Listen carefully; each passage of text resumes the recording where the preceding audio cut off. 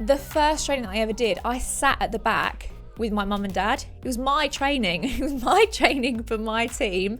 And I sat at the back and I just didn't want to speak because I thought I was going to get found out. I thought that I would get up and train and everyone would go, what? How did she get there? Well, that doesn't make sense. No, I thought she was like this like amazing person. I thought she was like really skilled and really good at what she does, but no, she's rubbish. How did she get there? Hey everyone, it's Carly here and you're listening to the Made for More podcast, and I'm so excited to be bringing you this little solo episode today. So today I'm going to be talking to you about a really interesting subject called imposter syndrome. Now, you may know about imposter syndrome. You may think, oh God, yeah, I know about this. I've experienced it. I'm all about it. And you may be thinking, okay, cool, I really need to get into this. You may be thinking, imposter syndrome. I'm not an imposter. What's she talking about? You may have no idea what I'm talking about. But whether you know what I'm talking about or not, I know that you have experienced it. I know that because everyone at every level of their business, regardless of what success they have and what experience levels they're at, they all experience this at some point. So I really want to deep dive into this and just really kind of like unpick it and unravel it so we can figure out exactly how to identify it in ourselves, but also how to overcome it and how to actually get through it, because it's not a great place to be in. It can be really great. It can actually teach us some really interesting things about ourselves, but it's also a lot of the time not a great place to be. But I do, first of all, just want to say thank you so much for all of your support. So obviously I always ask if everyone is loving this, please share on your Insta stories and, please leave me a review. And so far I've got 104 5-star reviews, which is just mind-blowing. And listen to this. The other day I got an email saying that I'm currently number 15 in the entrepreneur charts in the UK. I mean, what the hell? What the hell? Honestly, I put it on my vision board. I'm just looking at my vision board now, actually. I put it on my vision board.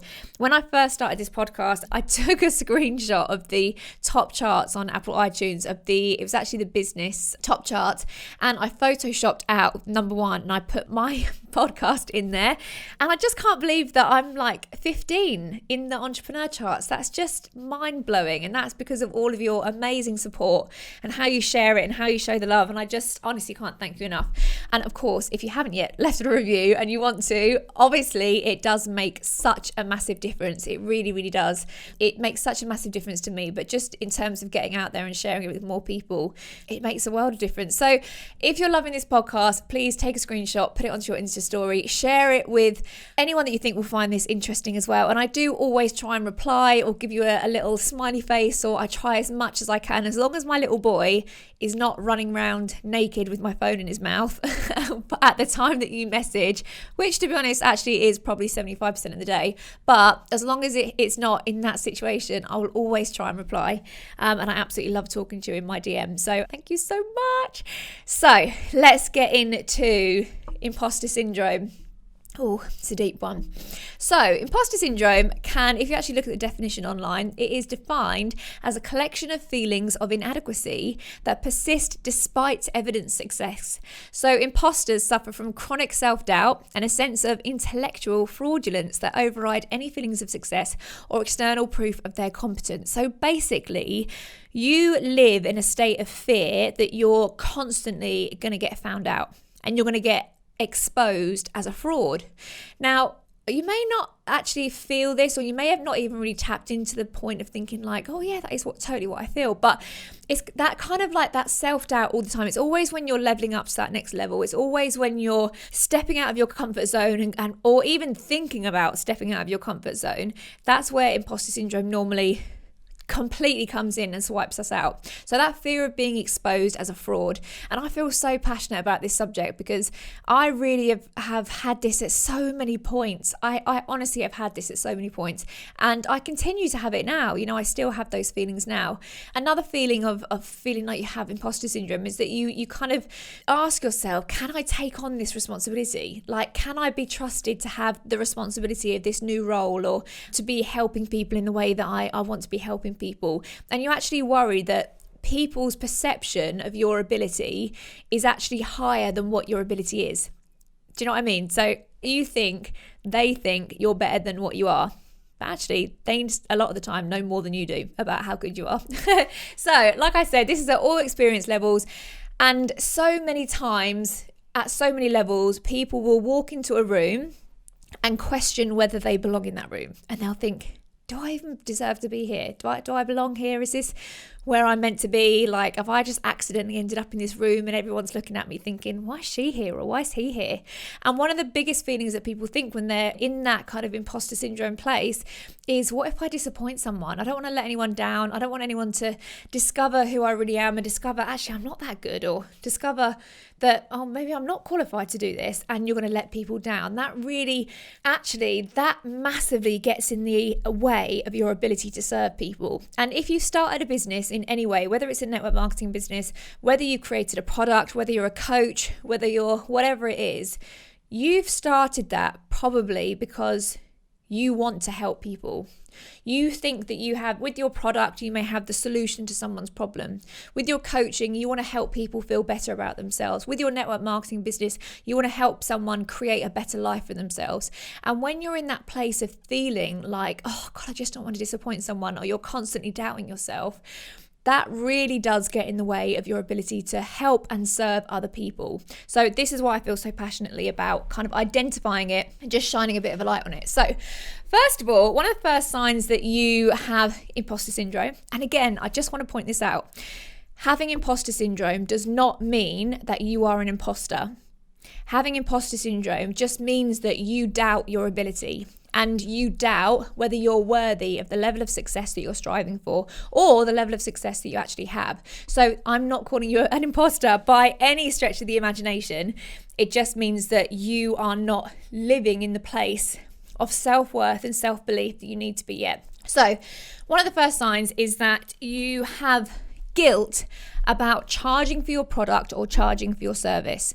So if you feel guilty about, if you're a coach, and you feel guilty about charging for your service, because coaching, you could physically give it for free. It doesn't cost you money in that hour. You could give it away for free, but you feel guilty about it, then that's a sign that you're struggling with imposter syndrome, because you don't see your value yet. You don't see your worth. And if you're offering your product or your service at crazy prices, or even offering it for free, that's a real good sign that you don't value what you have. You don't value what you have to offer yet. And that's why you feel guilty about offering those prices. Or you even might feel shame. That's another, emotion that you might feel around money. That's twofold. That money thing is imposter syndrome, and there's also a little bit of a money mindset thing there as well. If you check out my Instagram, I did an IGTV on money mindset, just 5 signs that you might need to do some work on your money mindset. So that's number 1. Number 2 is that you never offer your services first. So, oh my God, I had this so many times. I remember when I was first starting in my business, obviously my network marketing company is like health and wellness. So people would come to me because they either want to change their lifestyle. So they want more money, they want more time, they don't want to work in their job that they hate anymore, they hate the people that they work with, or that they really want to get healthy and they want to eliminate all the toxins and the chemicals out of their lifestyle and live a cleaner life. And I've had this so many times in the beginning of my business where I wasn't confident in myself and probably wasn't confident in what I was offering. And someone would literally be stood in front of me saying, do you know what? I just really want a job or a business where I can work for myself. I can work from anywhere in the world. I can do it on my time. I choose who I work with. I want it I'd love it if it was in like the health and wellness space, like really working with some nice, like clean products. And I just want a good established company. And I'd literally sit there and I'd be like, yeah, okay, I'll let you know if anything comes up. And I just freaked out because I was like, oh my God, I can't even bring myself to say, I'm your girl, I've got the answer, because I doubted myself so much. I just was literally like, yeah, I'll let you know if I hear of anything. I just, the amount of times I'd walk away and think, you knob, what is wrong with you? What is actually wrong with you? But that was imposter syndrome. That's imposter syndrome, literally to a T. So some of you might be resonating with that. Some of you might be thinking, oh my God, I've so done that. I've literally, the amount of times I've like danced down the potato aisle of Tesco's, knowing that I should offer my opportunity to someone, but just freaking out because I just doubt myself so much. So yeah, if you find yourself doing a little dance around the potatoes, I've been there, babe, don't worry.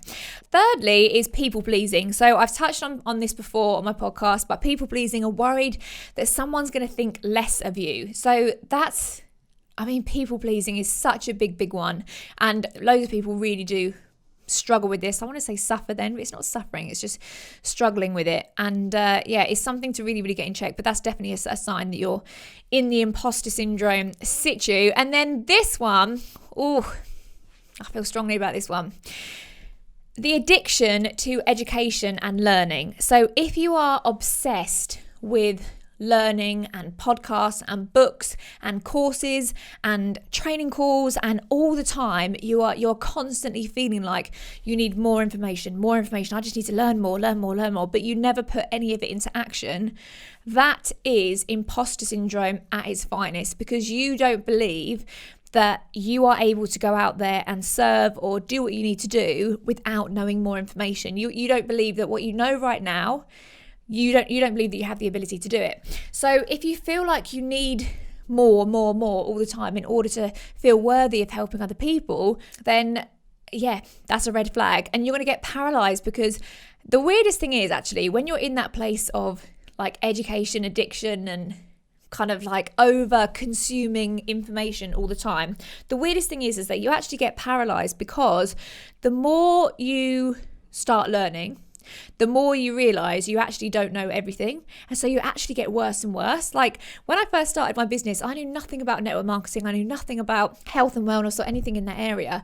And I was like blissfully unaware. We always say it's like ignorance on fire. I didn't really know a lot. So I went out and I thought I knew everything. Because I knew my presentation, I thought, oh my God, I am an absolute whiz at network marketing.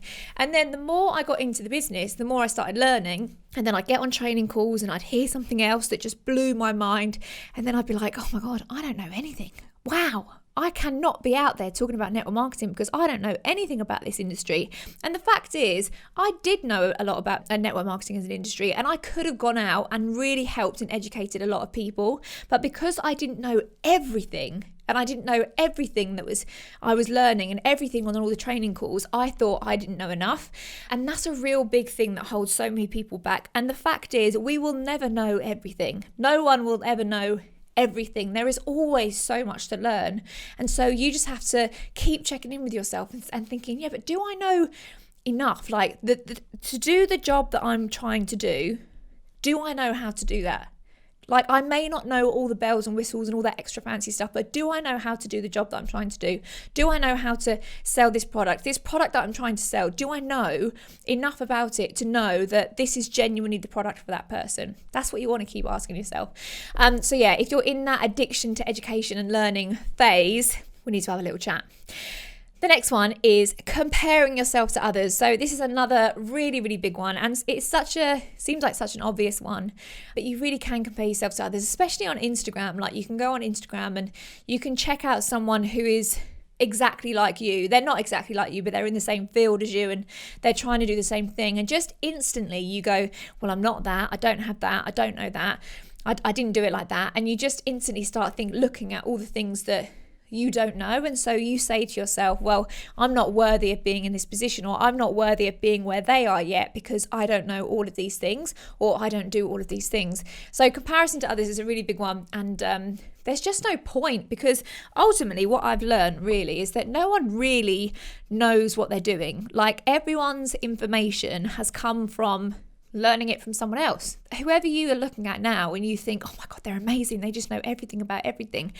They have thought that about their inspiration. They have someone that they look at and they are so inspired by that person, and they learn from that person and they think, oh my God, she knows so much more than me. Oh my God, okay.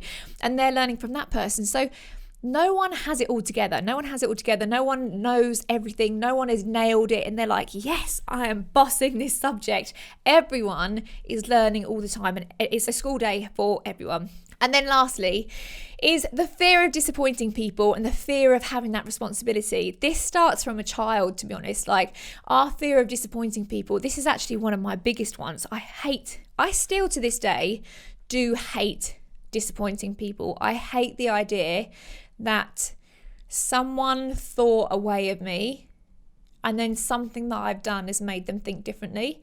That literally crushes me, because It's a disappointment thing, and I know that it comes from things that have happened in my childhood. These aren't bad things, by the way. These are tiny, tiny, tiny things that are insignificant to anyone else. But when things happen to you as a child, they really have a lasting impact. And like, my parents would never even know that this impacted, or my brother would never even know that this impacted me. But it's tiny things like, you know, like your mum and dad asking you to do something and then you forget to do it, and then they're really annoyed about it, just as a normal parent would be. They were like, damn it, I asked you to do that and you didn't do that.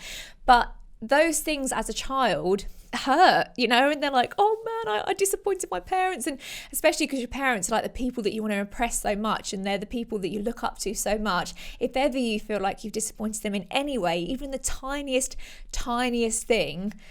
Like, I remember when I was at school, this is where one of my disappointment stories come from. I wasn't particularly academic at all, and I always just did enough to get by. And I went to a really good school. I got a scholarship to a private school, an all-girls private school. Thank God I got the scholarship, because otherwise I wouldn't have gone. But anyway, it was a really small class, and I remember I was doing I think it was my year 9 SATs, I think. Anyway, I had a history exam, and I literally don't care about that subject at all. Science, history, geography, actually all the subjects apart from drama and art, I didn't really care about at all. So I didn't learn anything. I never did any studying. And so I've got really long legs, by the way, for any of you that don't know. And I've got the space between my knee and my hip is really long. And once I looked and I thought, that's a big space. I can get a lot of information on that leg. So the skirts we used to wear at my all-girls school, they were like a kilt, right? And you could just whip it open and your whole thigh would be exposed. So going into that history exam, I wrote an entire historical exam piece on my thigh. Is it a femur? Or am I just trying to get too fancy? I don't know if your femur is your arm. Maybe it's the bottom part of your leg. I'm not sure. Anyway, we'll go with thigh. And I wrote it there. Anyway, someone in the class dobbed me in. I got told off, and my parents got called into my school, and they got told off as well on my behalf. And then obviously they came home and absolutely bollocked me. And I was I felt so gutted, and I was so upset with myself that I disappointed them. And you know, when you see your parents' face and you think, oh, yeah, I did it this time. Yeah, that was it. And when they use the phrase, we're not angry, we're just disappointed. Oh man, right through the heart. And it's things like that. Like, it's not a massive event, but they stick with you, those things. So anyway, things like this is where my fear of disappointing people has come from. My God, that was like an insight into my mind. That was like a step into my therapy session. So that's a really big one. So you might have things like that as well. Tiny little things that happened as a kid, and you think, oh, maybe that's why I am the way I am. I always find it so interesting. But I just want to give you share a story with you as well of a time where imposter syndrome completely reared its ugly head and just was out in full force. So when I was doing my business, about 2.5 years into my business, I promoted to the 3rd level. And at this level, this is like it's a really prestigious level to get to. And it's where you earn the cash award to get your car, and people kind of look at you at that level and they're like, oh my God, they're at that level. And you, like, people really want to get to that level. And I remember I had my first training, and when you get to that level, you host your own big training where all your team come together, and I had it in a conference room of a hotel. I joined together with a couple of other people at that level as well. And the first training that I ever did, I sat at the back with my mum and dad. It was my training. It was my training for my team. And I sat at the back. And I just didn't want to speak because I thought I was going to get found out. I thought that I would get up and train and everyone would go, what? How did she get there? Well, that doesn't make sense. No, I thought she was like this like amazing person. And I thought she was like really skilled and really good at what she does. But no, she's rubbish. How did she get there? And the imposter syndrome was just out in full force, and it freaked me out that I was going to get found out. And that's because my level of personal development just hadn't reached my level of success yet. So I always think with your personal development, it needs to be a step ahead of your success every single time. You know, if you feel like you're matched, or if you do keep doubting yourself, you've got to ramp up that personal development. I don't mean get addicted to learning and get addicted to education, but I do mean just really start looking at where where the cracks are in your belief in yourself and really ramp that up, because you want your personal development to be a little step ahead of the curve. But yeah, imposter syndrome really occurs because everything is subjective. You know, there's no gauge.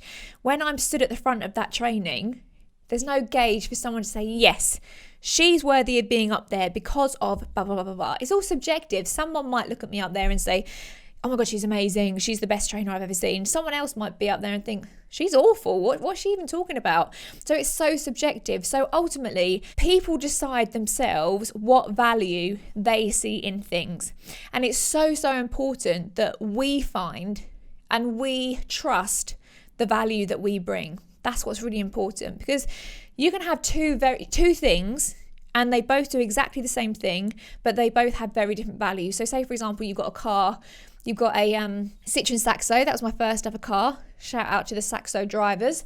Or you can have a nice beaming, now I've got a Mercedes GLE AMG. It's an absolute beast. They both do exactly the same things. You know, they're both cars. They both get me from A to B. They both do the same thing. But people see values in very different things. If you were to look at the Citroen Saxo and the price difference to a Mercedes, it's massively, massively different. But someone will buy both of those things. I'm not saying the same person will buy both products, but someone will buy the cheap Citroen Saxo. I say it's cheap. My parents probably didn't think it's cheap when they bought it for me when I was 17. I think that literally rinsed them dry, bless them. But someone will buy that and they will be chuffed to bits with that. Someone will also buy the Mercedes GLE and be so, so chuffed to bits with that. So people will find value in whatever they think is valuable. So we cannot base our value on the opinion of other people. We can only base it on what we think and the value that we put upon ourselves. So the reason we get imposter syndrome is that we need to decide our value, like I said, and we just need to be learn to be comfortable and confident in that. That's really where we get to. So how do you actually overcome it? So you've identified, maybe you've listened to these things and thought, oh my God, I am rife with imposter syndrome. I'm literally riddled.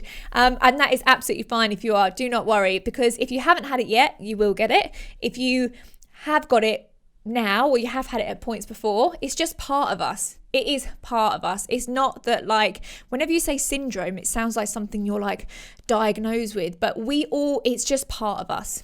Okay, we just need to know how to deal with it. So how do you overcome it? The first thing you need to look at is that, like I said, it's part of us. It's not the whole of us, it's just a part of us. So whenever you're in that place of feeling insecure, or you've got self-doubt, or you're questioning yourself, just think, what does this part of me need right now? Like when something like that pipes up, it's because it's missing something. We haven't served it. We haven't fed it what it wants. And so that part of you right now, just ask yourself, what does that need right now? So for me, I know that whenever I'm doubting myself, or I'm in that self-doubt, or I'm just thinking, oh my God, I'm going to get found out, and maybe I'm not as good as people think I am, then it's always validation for me. And the most important thing though is that I need to feel validated, but you can't look externally for validation, because whenever you look externally, whenever you're looking for other people to validate you, that's a whole vicious cycle, because you're going to keep never ever doubting yourself and obsessing about other people validating you. And if you don't get that validation, that's going to spark a whole kind of self-doubt spiral as well. So you need to actually validate yourself. You need to give yourself that validation. And the way that you do that is just look for evidence, look for what you've done and say, no, but what do I offer? Like, what can I give and what do I bring to the table? Instead of thinking, yeah, but she has that and she has that and I don't have any of those things, think to yourself, yeah, but what do I bring? Why am I worthy of this success? So, you know, in my experience, when I was in that place of, when I was up in my at that training and I was doubting myself, and I asked myself, like, yeah, but I've not got here by fluke. I've not just arrived at this level in my business by accident. Why do I deserve to be here? And actually looking at all the reasons why I did deserve to be there was so, so helpful. And yes, I wasn't like all the other people that had been at that level for a really long time, because I hadn't got that experience yet. But there was lots of reasons why I did deserve to be at that level. And so that was a really important exercise. And just give approval to yourself. You know, like I said, you just got to look at what you do bring and give approval to yourself. But imposter syndrome can be great as well, even though I'm talking here and I'm making it sound like it's awful and it's this big bad monster. It can be great as well because it encourages humility. It really makes us get humble again, and it keeps you hungry to learn, and that kind of urgency to keep being better and keep bettering yourself and working on yourself. None of us will ever be perfect, and none of us will ever know everything. We just need to focus on what we do know, but it kind of brings us down a level to think, okay, I don't know everything. I might be really good in this section, but I don't know everything, and I'm still really, really hungry to learn. And when you're in that place of being hungry to learn, that's such a powerful place to be in. That's when magic is built, because that's when you're going to keep growing and keep being able to serve others in a better way. The second reason why imposter syndrome can be great is that it actually shows that you really care. Like, you obviously really care about getting results and offering a really good service, and you care about your product delivering on the promise. You care about getting those results. That's an amazing thing. That's your superpower. That's something that you should always remember when you're doubting yourself. If you didn't care, if you literally were like, sorry, I'm going to sell him this product, but I don't really care if it works or not, or I'm going to sign him up to my business, but I don't care what they do. It doesn't matter if they don't get any success. The reason why you stress so much about it is because you want to give them the results. You want this to be the thing that really, really helps them. And again, that's an amazing quality. So focus on that as well. So if you're listening to this and thinking, well, yeah, that's all really well and good, and it's all good to just, doubt yourself and then focus on all the good that you do bring and whatever. But if you're sitting here and thinking, yeah, but am I actually qualified to be doing what I'm doing though? Like, is this actually, should I really be doing this? Then I just want to ask you one question. So the thing I want to ask you is, if someone came to you and they asked for exactly what it is you're offering. So say, for example, they wanted to join your network marketing business, or you're a beauty therapist and they came to you and asked you to do one of their treatments, or they were buying a product from you and they asked for exactly what it is that you're offering, and they were the only person that you're working with and you were fully focused on that person, could you give them results? Like, could you coach that person through the network marketing business to make the first steps to really start their business? Could you tell them, show them all the resources that they need to go? If you're a beauty therapist, could you give them the result that they want? If they say that they want to come in and they want to have this thing done, could you give them that and they walk out and be happy with that treatment? Because if the answer is yes, then the only thing you need is more evidence. You just need more evidence that you're good at what you do. That's it. You just need to focus on, more times that have a look at all the times that you have done it well, and have a look at all the times that you have given someone exactly what they wanted, and focus on that. And if you don't have enough of those results yet, just go out and get some more of those results. You just need some more evidence. That's the only difference. But if you ask yourself, can I deliver on what I'm offering though? If the answer is yes, you're all good. If it's a no, then that's fine as well. You just need more experience and you need more evidence. Okay, so you need to get more evidence, more experience, and you need to get more evidence. So a really great way of doing this is to just do some stuff for free. I'm not saying all the time do stuff for free, but say, for example, if you're starting out as a coach and you're trying all of this, then you're trying to find your way of doing it, then just get 3 clients that you work with. And you say, look, I'm going to do this for free for you, or I'm going to do this at a massively reduced price. I just want to get some testimonials. I just want to get some evidence so that I can really kind of hone my skills and build on what I've got. And then once you've done that, once you've got your evidence and your experience, make sure you move out of that space, because you don't want to be always in that place of offering stuff for free and thinking, yeah, I'll be ready when, or if I just do this, then one more client for free, one more testimonial, then I'll be okay. Just get a little bit under your belt so you can say you've tried it, and you can say that what you're doing works. You can say that the product or the service, whatever it is that you're offering, does deliver the results of what that person is wanting. As soon as you've got that, you're good to go. And the last thing I just want to really, really, really reiterate is just do not get addicted to the information. Do not get addicted to the podcast. And, sometimes some people say to me, they kind of brag about how many podcasts they've listened to or how many audiobooks they've listened to, and I'm like, that is all good, but what have you done with that information? So don't get addicted to the information, get addicted to the action. The action is everything. The action is the exact answer that's going to get you out of that imposter syndrome. Okay, so get so focused on that, so addicted to that. And I hope this has resonated with some of you. I hope it's not freaked some of you out and thought, oh my God, I've got imposter syndrome. I've got a syndrome. It's all good. We're all the same. It's just a really kind of like full on title to say that basically you're just doubting yourself a little bit and you need to kind of step out of that place. But I hope that I've given you some tools to help get you out of that place and just recognize it. Once you recognize it, that's a really, really good step. And then you can snap yourself out of it. So thank you so much. I hope you've enjoyed it. As always, if you do enjoy it, please share it on your socials and just reach out to me as well and tell me what bits you love, because I love chatting to you in the DMs. I love kind of getting feedback and just hearing everything that's going on, really. So yeah, and if there's anything that you want me to cover and I haven't yet covered, obviously please reach out and let me know. And if there's anyone that you want me to interview as well, then let me know. Give me a little heads up.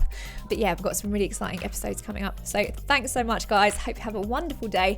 And remember, you are made for so much more than you can even imagine. My God, if you even knew what your potential was, you would literally astound yourself. And I'm so excited for you to step into that place. Thanks so much, guys. Have a great week. Bye.